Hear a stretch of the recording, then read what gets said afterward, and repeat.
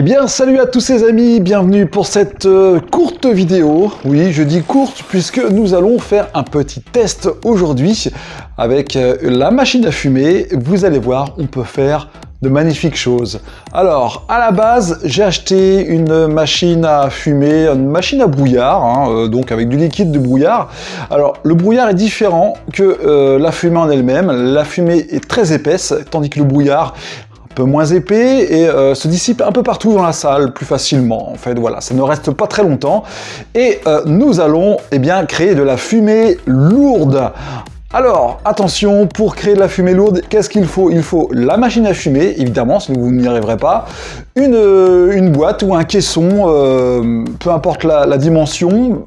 Bon, on va essayer de faire un truc assez compact, et un tuyau, bien sûr, et des glaçons. Voilà, il nous faut des glaçons pour cela, donc on va se diriger vers le congèle pour récupérer des glaçons. Alors c'est seulement un test, nous allons faire juste un prototype en carton, évidemment, puisqu'on fait avec ce qu'on a ici. On va prendre assez simple, tout ce qu'on a sous la main, et plus tard, nous réaliserons bien sûr un caisson beaucoup plus propre, présentable aussi pour les soirées. Alors, je vous fais voir un peu tout ça, et puis on commence cette démonstration. Bon, je vous ai passé un petit peu tout ce qu'il y a au montage, j'ai fait ça assez rapidement avant d'animer un mariage que vous verrez dans la prochaine vidéo. Nous testons cette machine, mais là je vous présente, voici, alors je ne sais pas comment ça s'appelle, convertisseur, si vous voulez, un convertisseur de fumée, non je plaisante.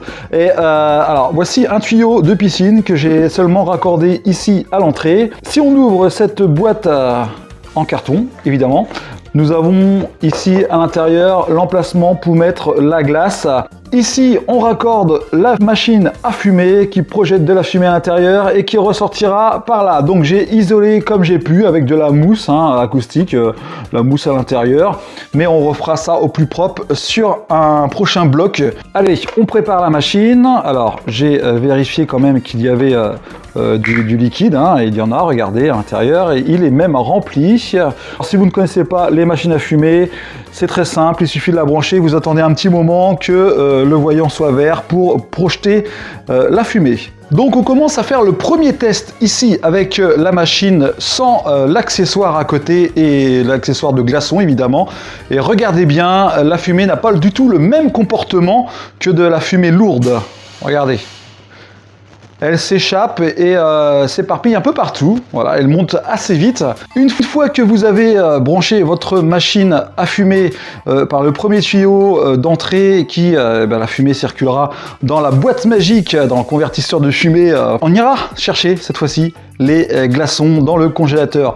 Alors prévoyez quand même un accessoire indispensable pour les glaçons, une glacière. Oui, c'est très important. Alors moi j'emmène celle-ci dans les soirées. Par contre ça ne dure pas très longtemps au niveau du froid, donc ça ne garde pas trop de froid. Moi ce que je vais faire c'est que la prochaine soirée je mettrai ça évidemment dans un congélateur. On va aller chercher ça ici. Donc j'ai seulement ça pour l'instant. On va en prendre un maximum et on les met dans la glacière durant la soirée. Vous aurez un stockage et on y va tout de suite emmener ça direction la machine à fumer qui est prête. Regardez, le voyant est vert, donc c'est ok pour projeter le froid. Donc on va placer ça un peu, je sais pas, comme ça, histoire de. On verra bien ce que cela donne pour ce premier test.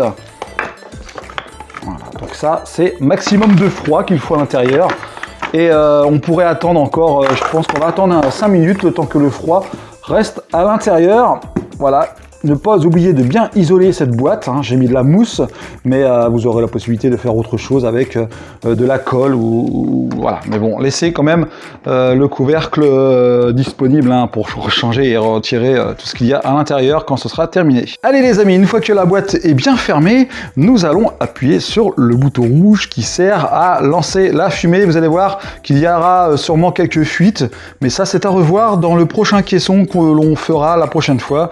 Et c'est parti pour la machine. Vous allez voir, si cela reste au sol, c'est que cela fonctionne et que c'est toujours ça de fait dans une soirée. Attention, c'est parti pour le lancement. Regardez cette belle fumée qui reste au sol. Donc c'est un début, hein, c'est un début, hein, hein. Regardez. C'est magnifique. C'est pas évident, mais ça reste quand même au sol. Et on peut voir qu'à l'intérieur, eh bien, avec le froid, la fumée, eh bien, regardez, s'échappe tout doucement. Je pense que là, je pense que là, on est OK. Hein. On est OK pour cette machine à fumer, fumée lourde, hein, fait maison. Donc cela reste au sol. Et moi, je dis que c'est nickel. Donc à savoir quand même que ça reste assez longtemps frais. Donc c'est à vous d'isoler comme vous le pouvez un maximum.